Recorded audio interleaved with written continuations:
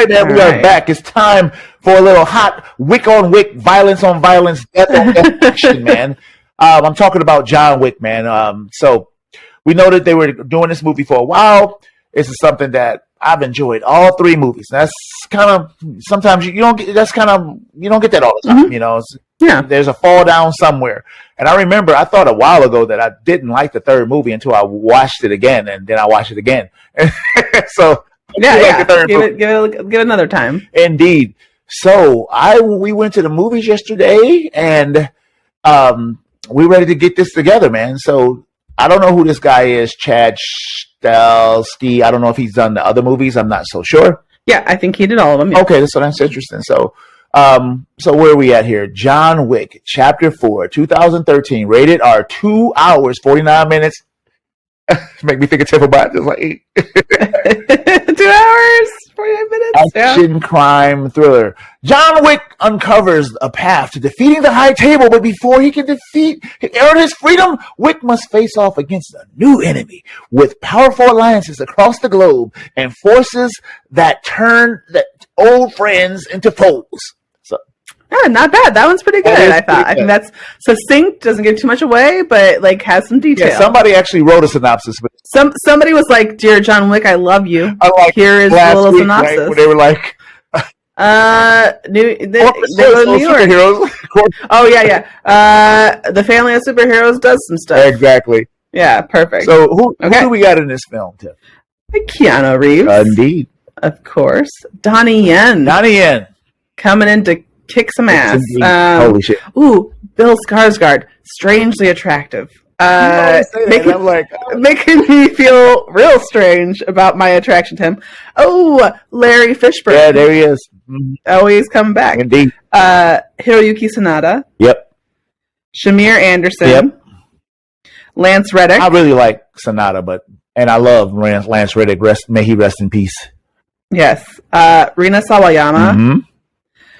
Scott Adkins, and Ian McShane. All right, you cannot forget my number one boy, Clancy Brown, man. I love Clancy Brown. Anyway, so yeah, a lot of folks, man. So I think before we go all the way, stop. Whoa.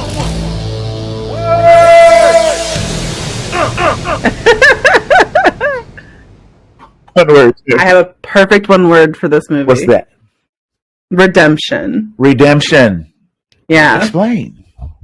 Because I thought the third one, while it, I do think, like, looking back, it probably is, like I had said in the past, even a quote-unquote bad John Wick movie is a good action film.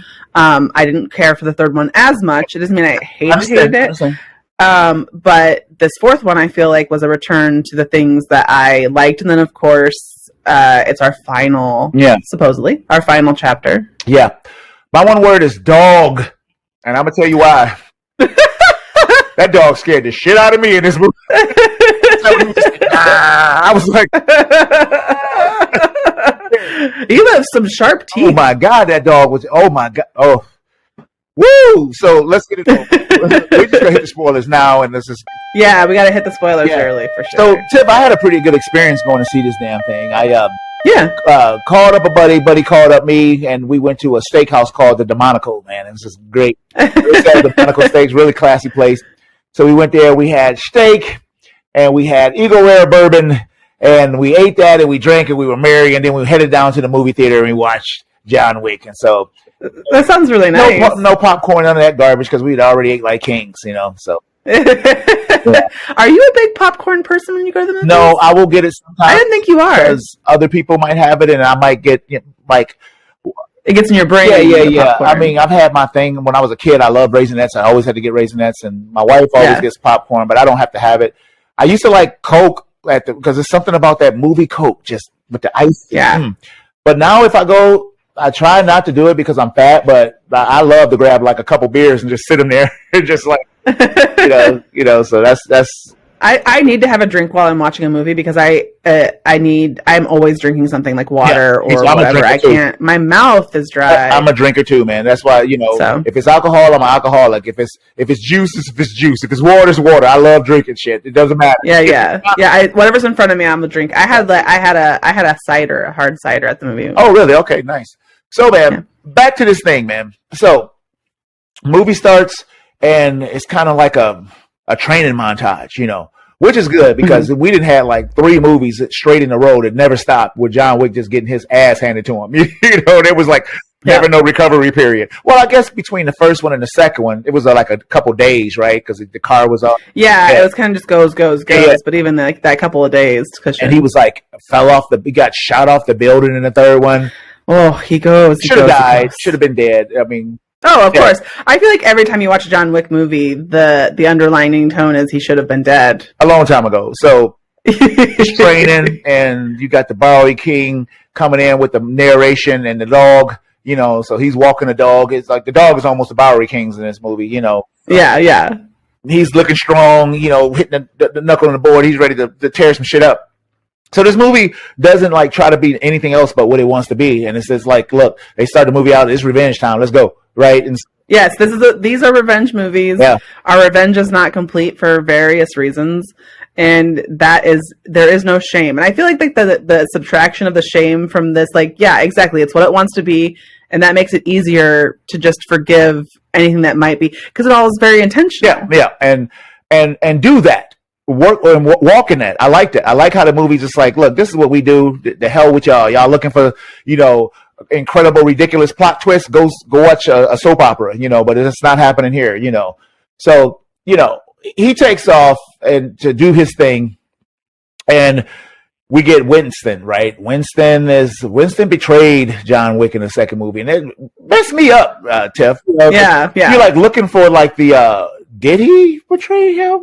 But this movie does do kind of a nice insidious the whole franchise where you're like, you can't really trust anybody, but there's so much trust in the movie, which is such a bizarre kind of thing. I mean, it's an honor among thieves kind of situation, but like there is like this incredible amount of trust between these people who are all doing some scumbaggery. So I really hate that Winston betrayed him in the last movie because I really liked Winston in the last movie. Up until that shit happened, I'm like, Winston, at least he got one friend. His friend shot him off a roof, and then you have the Lance Reddick character, they're going to see one of these people that's at the table, and they got shut down. They got that weird old timey kind of like ancient notice. Sure, it did. And they were like, "You've been deconsecrated." Is that what they said? You have been condemned. Clancy Brown comes in and he, delivers the thing, and this hotel is now condemned. And they're like, evacuate everybody. And then, the boom, boom, boom, boom, boom, boom, boom, boom, and then you get your Skarsgård dude that was look at you, just so bizarrely handsome, and also always a turd. Like he's in every movie he's in, he's except for surprisingly not a shitbird in that fucking what was that movie that I didn't really care for, The Barbarian. Yeah, he was a nice guy, but you thought he was surprised. But that's the thing. You can do that because he's such a shitbird most of the time. It was a creep. I was like, he's coming and he's gonna try to take her booty. He's gonna try to do something. He's gonna murder her. Yeah. And next thing you know, he getting murdered anyway. Yeah. So spoilers for Barbarian if you haven't seen it. But it's very early in the movie. This movie, I thought the thing about John Wick is it's international, and it always has been. I mean, we spend some time in New York, but we always kind of travel around because all of these people, and there's so many different varieties of the assassins, and that's always incredible to see. So this first scene we see, I was surprised that Lance Reddick got killed so early in the film. No, the man passed, and like that's the kind of that was so. I was like hard. Yeah, I was like, please, y'all could have utilized him and let him be the heart. But I don't think that that wasn't like planned because of that reason. No, I know it was part of the that's crazy because the movie hadn't finished. And when that happened, I was like, he gonna get up. God damn. Yeah, that was one of my favorites. I think fan favorite character gone. Like, damn. So I see what the director was trying to do, that nobody's safe, by doing that, Yeah. But Winston was. And I think like with that, you do. I feel like there's some parts of John Wick where we do see that innocence is punished. It's always mostly the people who are the most innocent Yeah. end up getting actually punished the most. Yeah. So because John Wick is not an innocent person. No. He's a terrible, terrible person. But it's just. But you know what? You got to respect a man with a code. Anybody with a code. Look, if you right, I think that's if we follow the strict rules. Yep. Of what we've got, then you are allowed that breadth of kind of like, yeah, we're complicated. Yes. You enter the realm of a complicated character rather than a piece of shit character, because you're living by this kind of like, it might not be what you understand as your reality, but it's his reality, and therefore he is being the best he can be in his reality. So then we get introduced to the Donnie Yen character, and I was surprised Kang was blind like he was in the last Star Wars movie. I was like, oh, he playing a part. Yeah, he was. Yeah, I love him in that fucking Star Wars movie, though. Yeah, but chef's kiss. I really liked him in this movie too. He comes in, he's like, I'm not your guy. Just the way he talks is like hilarious. Yeah, I love that he's like, fuck you, and he's just kind of like, this is my thing, and he doesn't. And this is another part of the John Wick kind of. Where we are allowed that kind of room to give someone some leeway as far as like what is a good character, what is a bad character, because he's forced into this kind of world that he's tried to leave because he has a daughter that they are using to manipulate him. Yeah, so you understand his plight. But even the last villain, the Asian villain they had in the last movie, I liked him because he was such a fanboy. I mean, the character's been so distinct. You haven't the same like cookie cutter villains in these movies. They've been like real people who you can identify with, and so like even because the whole Asian game was like fighting them, and they're like, it's John Wick, he's on yeah like, hey man, it's still so it brings a certain charm. So he's forced to do what he got to do, and then then we go to the hotel. We get introduced to the I think what's the guy's name? The black character with the dog. Oh, Mr. I think they call him Mr. Nobody. Yeah, they call him Tracker here, but he said his name was Nobody. Yeah, throughout the whole movie they call him Nobody. But we go to the Osaka Continental. What a nice hotel. Fucking beautiful. I mean, the thing about it is that these movies are gorgeous. Oh yeah. Intentionally, I mean, obviously, but like just the lighting and the backdrops and the things that are happening, and it's almost like. Potentially, I am not rich enough to know that these places actually might exist that you would see, but a lot of it's like kind of like ethereal and unreal, but seeing this is almost like it's borderline cartoon because it's so pretty and so different. And then I want to go to the Osaka Continental. It's so cool. We meet the manager walk through the kitchen, and like all those guys are doing is just getting effed up. That's like. Yeah, I was just sit there at the ready getting effed up, And it's just like to see like the back end, the back of house, front of house. Yeah. It's all very much in what we've talked about. We've talked about this in John Wick before, but that you don't have to explain to me the mythos of the things that are happening, even though it has been established earlier in the movies. But it's done with very light touch because the movie trusts its audience to say like. This is going to happen. And you don't have to say like, well, because the table has been in power for 500 years and they're the table. Yeah. We don't have to go beyond that. We understand that there's a secret back force called the table. That's all we need to know. The director trusts us, the writer trusts us to know that that's the bad news stuff. So they come and this is maybe the one that they say it's deconsecrated. They don't say it's condemned. Oh, this was deconsecrated like it was in the last. So you can fight inside of it now. Yeah, it's the whole not point. Safe anymore. Like Wick at the beginning of the movie was chasing those guys down on the horses and shot one of the members of the table, but they just replaced him. So now he's here with his friend, which I was surprised that he was there because I'm like, what do you want? Because we never really found out exactly what he wanted.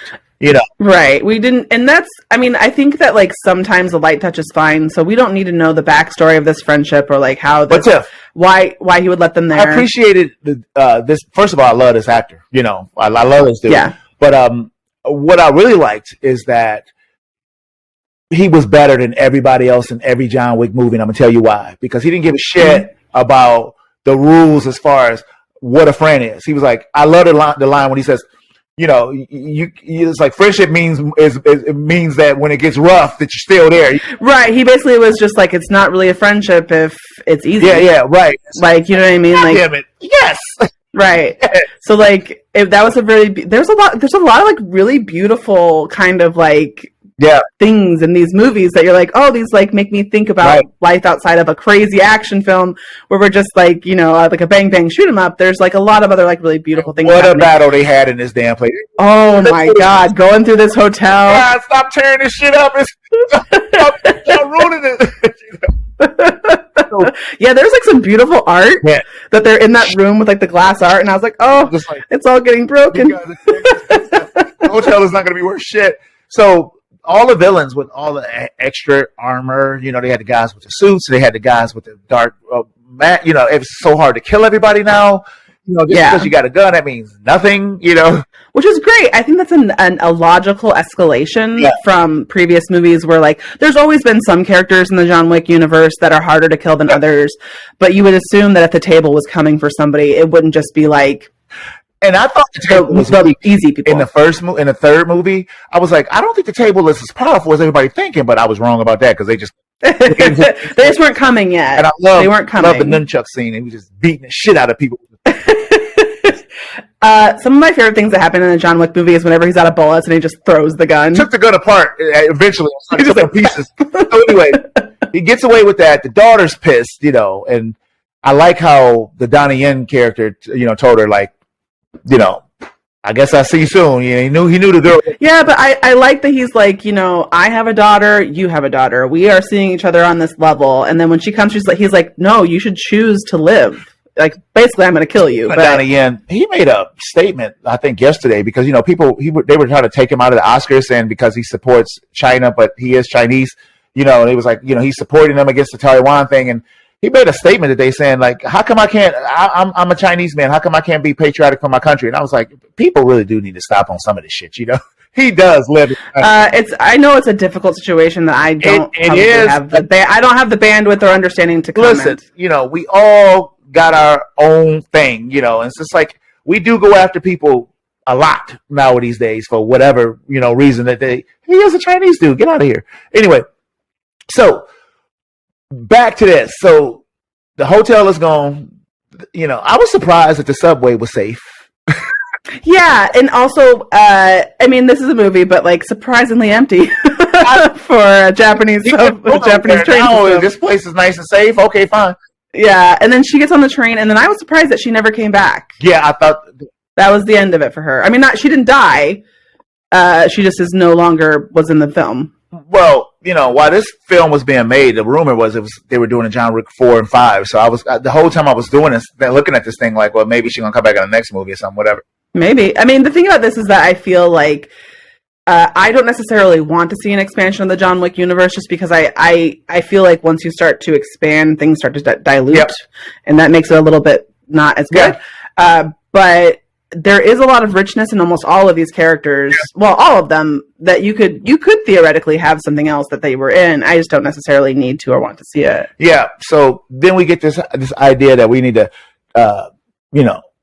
get this guy off the table because he's like just, sending waves of people, and they're going to have this duel, so that I like that Mr. Nobody helps him not because he's necessarily a good guy, which we kind of have a turn on that, but like, because he wants the bounty on him to increase. So what's interesting about that to me is like, in the first two movies, what was it? Was it $14 million or $47 million? I thought the bounty was higher than that. And I was like, I'm not sure. I was like, I thought it was much higher than that. So anyway, this he keeps increasing the bounty, and quickly he's looking like a bumming idiot. They find out that he only got made and brought to the table because he was supposed to take him down, and they gave him every resource, but it wasn't working. And some of these people are so dumb to me, Jeff, because I'm like, I don't give a goddamn what they bring the bounty up to.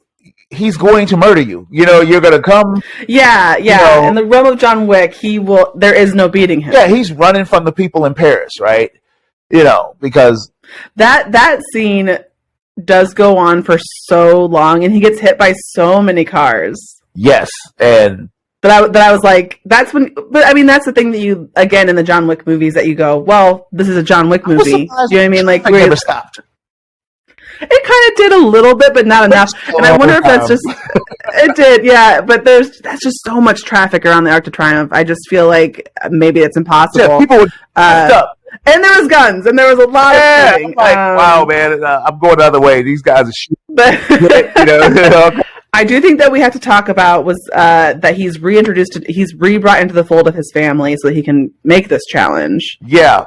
And we get a really great fight scene. What I really love about every John Wick movie is that there's at least one scene where they're in a club and there's just regular people having dance party fun. Nobody gave a shit that all this murder was happening. Right. But I want to say that if you told me, if you were like, hey, listen, there's a super dangerous club in Paris, or no, they were in Berlin at that time. There's this really dangerous club in Berlin, but there's you're 100% guaranteed to have a great time. I'd be like, sure, I'll go. And shit. I'm like, yeah, throwing axes. I feel I'm getting I would leave. I'm like, dude, I'm out of here, man. I'm out of here. But I do like these secret underground places exist, and they're kind of all the way that they fund, and another great thing about John Wick is all these weird things that are happening in the background of these different. It's almost like levels in a video game where this boss is this, and it has these kind of. It's that boss, Tiff. Who the hell was that? That was what's his name in a suit? Because that was a fat suit for sure. I was like, correct. Ain't no big dude that big moving like that, man. We're looking. That was Scott Adkins. Scott Adkins. Oh, okay. Because I'm like, yeah, clearly that dude. But when he started moving, I was like, oh, no way, dude. I was like, but I really liked that. I like that they don't really give a fuck. They're just this is the way it is, and these are the people, and all the little kind of intricacies that they interweave into these people's stories make the 3 seconds that they spend on screen really rich, which is insane. Yeah, he was a decent bad guy. That whole scene. That was a great bad guy. Yeah, the whole scene when he took his teeth, I thought he was going to take all the teeth in the front.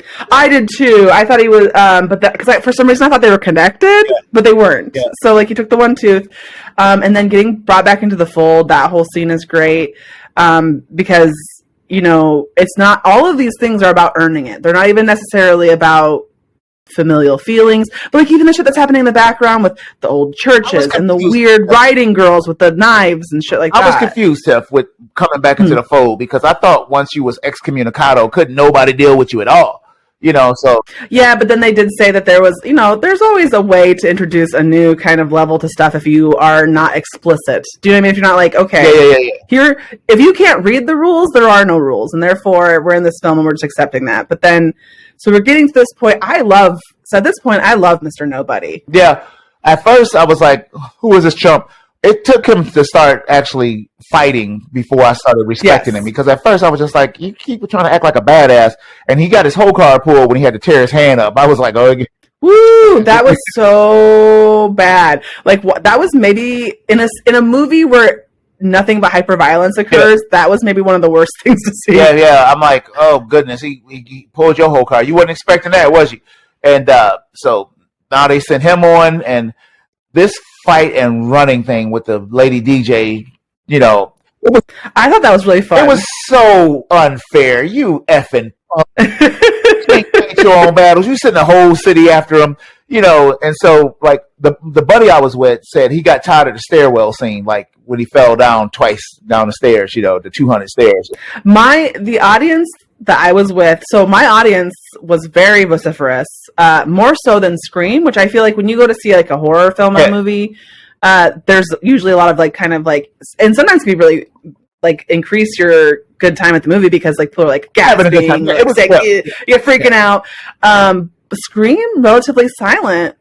This movie, people were going on. Yeah, people were I'm laughing, gasping and laughing and just really going for it, which I really enjoyed. So when he was falling downstairs, people were laughing. I mean, and it's supposed to be sort of funny. Yeah. I like that, and I like that you're okay, and that he's this world weary kind of just are you fucking kidding me? But he never goes to the fucking kidding me kind of situation. When he got the gun that was shooting the fire, holy shit! Yes. That scene. Let's talk about that. Because to me, that was one of the from above. That was so cool. The most interesting shootout I think I've ever seen. Because the camera, it was a no cut, and it just kept floating over the top, and you saw the people coming, from different directions. Before he could see it, and they was just boom, and catching on fire. You just God damn, what a terrible way to go. That one guy who really got it, like for some reason worse than the other, like he didn't die right away. I was like, you're still going after him. I would be looking I'd be like, nope, I'm done. I think I'm just gonna lay down. All those fools. That's all I'm thinking. Like, look at these fools. They just kept up. And nobody tries to take him out. And I like how he was sitting there. It was over for him. You know, he's sitting there like, yes. And he chose John Wick to say the dog. Of course, but that's fantastic. It makes so much fucking sense. And then because of that, you get that redemptive quality and this kind of pact all of these things that John Wick has done over time that like have endeared, I guess is maybe the best word to use, these other kind of people who would maybe kill him with a choice, is amazing. So like this guy now has become more of a friend than an enemy. So when Kane walks around the corner and is like, "You're gonna be late," the way he talks is just hilarious to me. You know, it's just so like, you know, he's like, "You're gonna be late. Let's go." He's very no nonsense, and I like that he's helping him not only because he's his friend, but because he has something that he needs to get out of it. Shooting hand, you bastard! You know what I'm saying? I'm like, oh, you're gonna make him handicap too? Yeah, well, you bastard! And he's like, no. He said, we even, goddamn it. You know, I was like, I felt that when he stabbed his hand, man. You know. Well, if you were like looking to save your daughter, you would do anything. Well, I get it. Do you know what I mean? I get it, but you know, it's kind of funny. I started thinking about that because he brought up his daughter, you know, many times. But you're just like John Wick. Your lifestyle put her in danger. Nobody else put her in danger. Right. This is all of your making. But that's not the world we're living in now. This is the world we're living in. Yeah, no, but but you can't really point a finger. You point it at yourself, dude, because you're there for a reason, you know? You are. So we get, it's true. We get a nice little, very kind of emotionally resonant scene earlier before they go, where they discuss what they would put on their gravestone. Yeah. And Lawrence Fishburne says, "Long live the king," which is a fantastic. Mm-hmm. And then he says, "Loving husband," and I thought that was I was like gonna cry in a John Wick movie. Do you know what I mean? Like, it's very. I mean, I fucking sobbed in the first John Wick movie, but yeah. America did. Half of the world. It's the good emotional resonance. Then we get to this fight, which is pretty interesting for a John Wick film, for this kind of slow ending. What did the Bowery King get out of John Wick? You know, out of this thing. Winston got his whole show back. I'm sure we'll get something. John Wick was, you know, got exalted, and if you're just gonna die anyway. So we have this duel, you know, very quiet, very un-John Wicky. Right. That I thought that was a really interesting way to end the film. It was a very quiet, soft ending. And I like how dude decided to take over and get the last shot like the coward he was. I thought he was gonna be some badass. But that all makes sense. I love the movie where you're like, be a badass, and he was not. Yeah, he's a little bit of a wiener, right? He didn't want to fight any of his own battles. He never really did anything. And he grabbed a gun and boom, you know, and then he shoots him in the head. And I love when Winston's like, he said something like, "You fool, he never shot the gun." He was like, yeah, he was basically calling him smug, I think, because he was like, "You're just a smug idiot." And then he kills him. And I think everyone, even the guy who's representing the high table, is like, yeah, fuck yeah. I don't like this guy. Good. This is all over. Let's just go home. That scene was nobody down there cracking up like, "God damn, I ain't see that." So, that was cool. And you know, so Kang makes it. You know, he's out. You better stay out. Yep. And then we got our boy. I'm like, okay, where's the paramedics? Y'all didn't have no paramedics sitting here waiting in case, you know, the winner, you know, no. Yeah. He walks down there and I don't know. He's out. No services. Yeah, but what if the other guy would have won? He got shot. He wasn't out. He was also going to be out. No services. Oh, no. Being out. Oh, well. But also, the one thing I didn't understand about this ending was that he said your second dies too. So, like, why didn't they kill the Donnie Yen character? Why did he get what he came for when he didn't win the duel? I was confused by that, but maybe I just didn't understand it. But he did say, like, before, I guess maybe the thing was that he said, "Am I free?" before anything happened. He's like, yeah. And then he was like, okay, then everyone was free. And the guy was like, yeah. Your daughter. He was like, fuck off. Yeah, that was one of my favorite lines in the whole movie. Was fuck off. You know.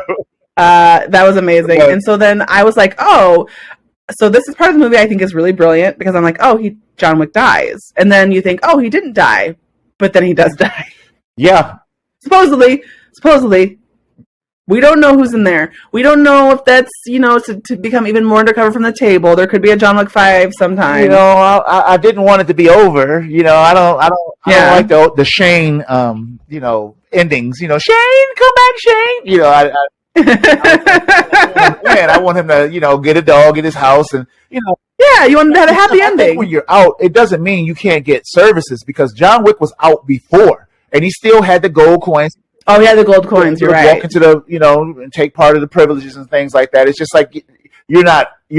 I don't owe my service to you no more. I am my own person, and so Clancy Brown was smooth as hell in this movie. I was like, damn, Clancy, you got a job. It's been a while since I sent you. And he had black cloak on. I was like, doing his job. I hope it's not over. I didn't want it to be over. It could be over though. It could. It could be, and I could also see it being like, well, he wasn't buried in that grave, which would be a total John Wick. Which would be because, like, what if somebody else comes after him? He didn't kill a whole bunch of people doing all that time. Just because the table forgives you, don't mean all these damn people he was killing.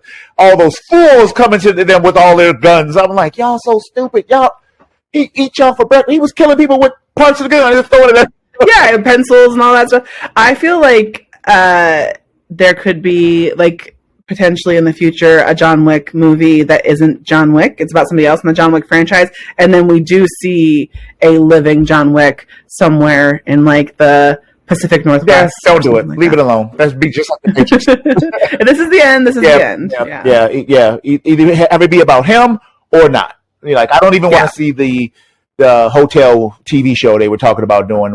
Yeah, this could be our nice little bow.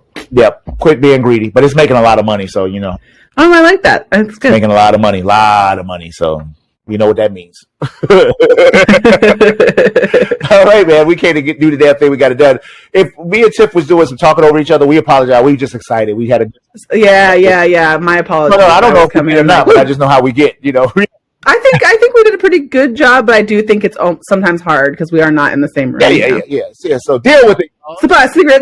Secret here. So we came to do it, man. We got it done. John Wick off the books. Next week we are doing Dungeons and Goddamn Dragons. So we'll check that out, and hopefully we'll have a bunch of fun. I might go see that this weekend, but I almost can't wait. It's a weird thing to think. It's gonna be terrible. We're gonna be like, we were fools. I forgot. Yeah, I know. Oh shit! It was Marlon Wayans all over again.